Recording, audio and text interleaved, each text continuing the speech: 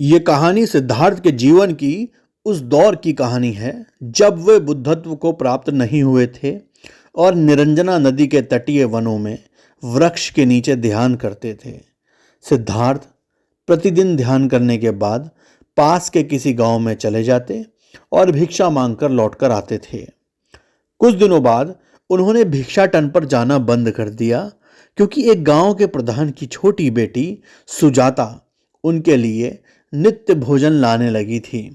सिद्धार्थ को वो बड़े स्नेह से भोजन कराती थी। कुछ दिनों बाद उसी गांव का एक चरवाहा भी सिद्धार्थ से प्रभावित होकर उनके पास आने लगा। उसका नाम स्वस्ति था। एक दिन स्वस्ति से सिद्धार्थ बातें कर रहे थे कि तभी सुजाता भोजन लेकर आई।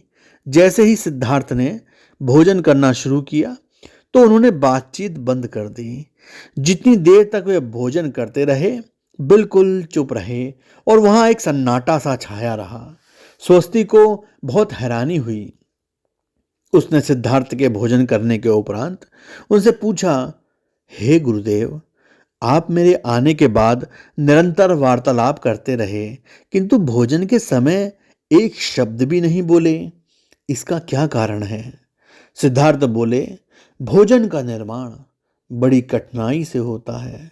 किसान पहले बीज बोता है, फिर पौधों की रखवाली करता है और तब कहीं जाकर उन पौधों से अनाज पैदा होता है। फिर घर की महिलाएं उसे बड़े जतन से खाने योग्य बनाती हैं। इतनी कठिनाई से तैयार भोजन का पूरा आनंद तभी संभव है जब हम पूर्णतः मौन रहें। अतः भोजन के दौरान मैं मौन रहकर उसका पूरा स्वाद लेता हूँ। महात्मा बुद्ध की इस कहानी से हमें ये शिक्षा मिलती है कि शांति से किया गया भोजन न केवल शारीरिक भूख को तृप्त करता है बल्कि मानसिक आनंद और सात्विक ऊर्जा भी देता है।